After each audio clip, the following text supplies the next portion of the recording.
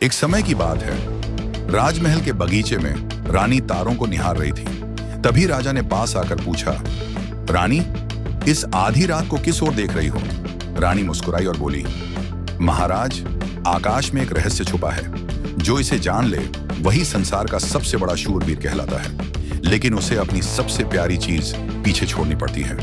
राजा को अपनी वीरता पर घमंड था। उसने कहा, मेरे लिए सबसे प्यारी चीज तो तुम ही हो रानी, लेकिन मैं यह रहस्य जानकर ही लौटूंगा। और वह यात्रा पर निकल पड़ा।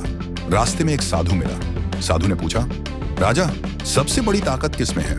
तलवार में, शब्द में या मौन में? राजा ने उत्तर दिया, तलवार से राज्य जीता जाता है, शब्दों से दिल, लेकिन मौन से स्वयं पर विजय। और जो स्वयं पर विजय पाले वही सबसे शक्तिशाली है।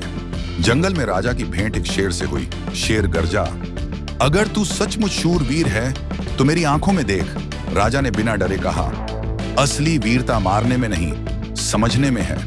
यह सुनकर शेर शांत हो गया और राजा के आगे झुक गया। फिर राजा एक चमकती गुफा के पास पहुंचा।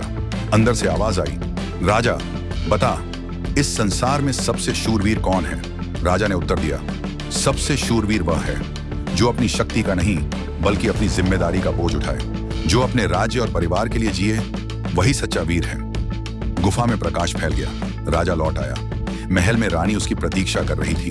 राजा ने रानी का हाथ पकड़कर कहा, अब समझ गया रानी, असली शूरवीर वही है जो अपने लोगों और अपनी रानी की रक्षा करे। रानी की आंखों में आंसू आ गए और दोनों गले लग गए।